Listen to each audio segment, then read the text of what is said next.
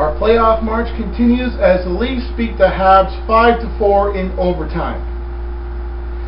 Now, I am sorry for not being able to upload the Leafs vs. Bruins video blog, but my computer's been experiencing problems, and for some reason my Windows Movie Maker won't work, and well, I can still upload videos from my digital camera, but I don't know, I'll have to see if I can get that old hunk of junk replaced with a newer computer. Nevertheless, it was Hal Gill's 1,000th game on Thursday against the Pittsburgh Penguins, in which the Habs lost again. But nevertheless, Hal Gill did play a couple of seasons with the Toronto Maple Leafs before being traded to the Pittsburgh Penguins, in which he won the Stanley Cup with. So congratulations to Hal Gill, especially on that really nice silver hockey stick that he won. That looks really good. Anyways, things don't start off well for the Toronto Maple Leafs as Gionta nails Reimer in the head, and Reimer suffers a whiplash because of that.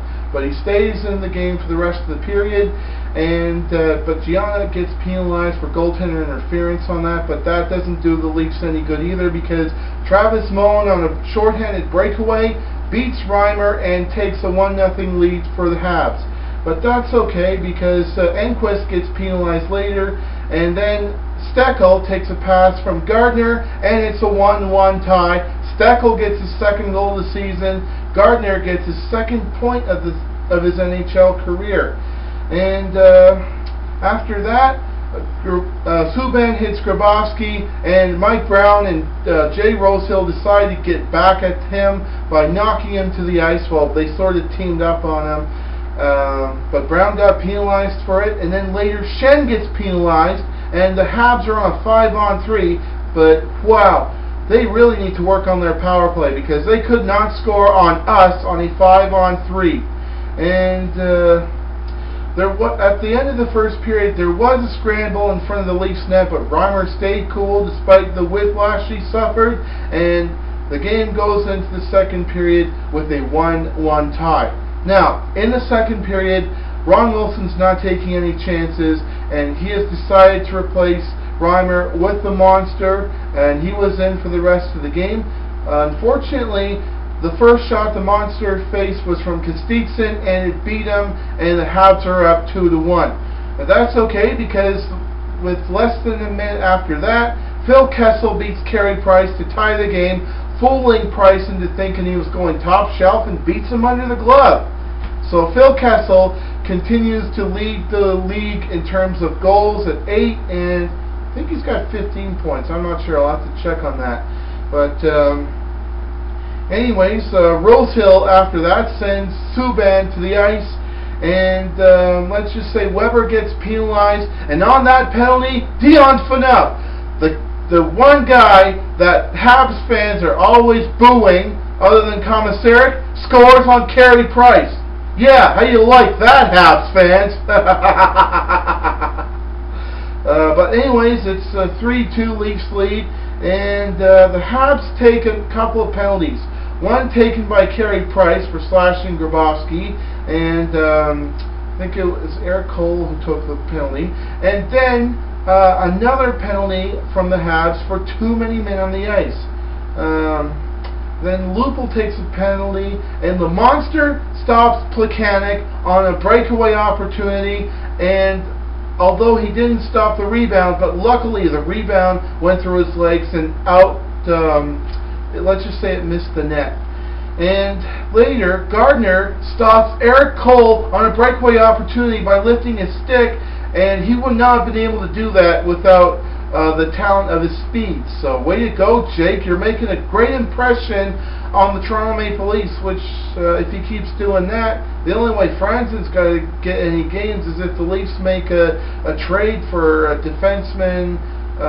Well, okay, maybe if they trade a defenseman for draft picks, that's probably the only way that Franzen might see a lot of ice time.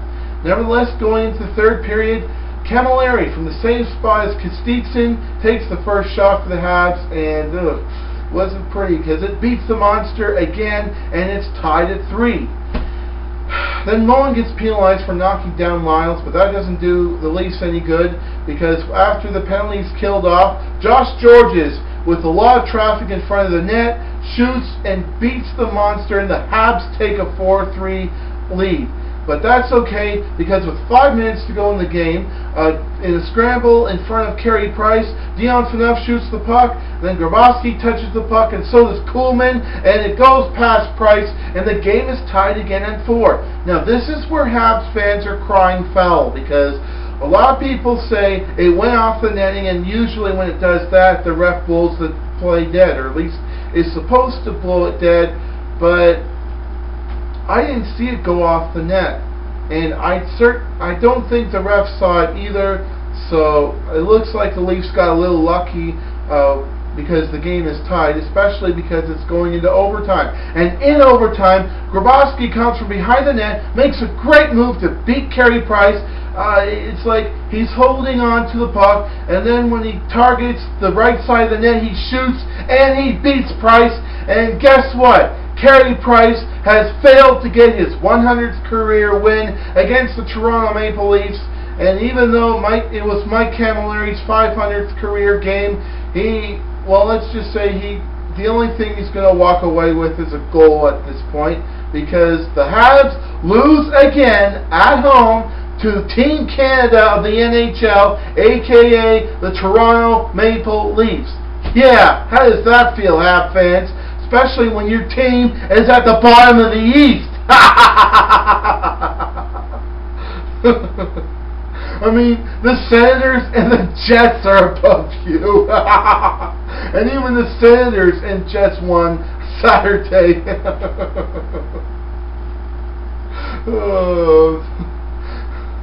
I think Habs fans are going to be calling for the heads of Peter Gauthier and Jacques Martin for how the season started for them.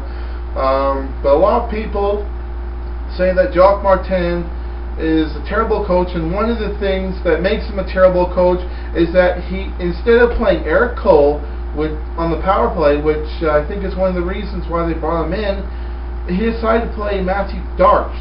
And on Sunday they made a trade, but it seems like a bunch of nobodies. Although the guys that the Habs traded from Phoenix are over 6 feet tall, so who knows? Maybe it's just a play to add some grit or something. I don't know, but I don't think the Habs could do much to save their season. And I must say, for Leaf fans who are complaining that Deron Wilson put the monster in net instead of Reimer, they're taking a precaution, because they don't want Reimer to suffer any long-term injuries against the Flyers. You remember what happened with Sidney Crosby after David Steckel hit him last year? They put him back in, and he got hurt again, and this time the injuries were more long-term. So, and plus, the monster got the butterflies out of his stomach, so he came in at a perfect time. The Leafs were playing with confidence, so that was pretty much the best time he could have come in to play for the Toronto Maple Leafs. And Don Cherry pointed this out in a very good way. So I really do think that the monster is going to do well once he gets the rust out of him, because before this game, the last win came in January of 2011. I can't remember the date, and I can't remember which team the Leafs were playing. Nevertheless, the Leafs win, the monster gets the win, and the Leafs are 11 points in 3rd place in the East. Yes, ladies and gentlemen, the Leafs are beasts in the East once again. And this time, there is no way they're going to go through a losing slump like they did last November. If there's only, maybe Kessel might go through a scoring slump, but that's the only slump I can see the Leafs going through. So, until after the Flyers game, hey, hey, hey, Habs suck. Na na na na na na na na. Hey, hey, hey, Habs suck. Na na na na na na na na. Hey, hey, hey, goodbye.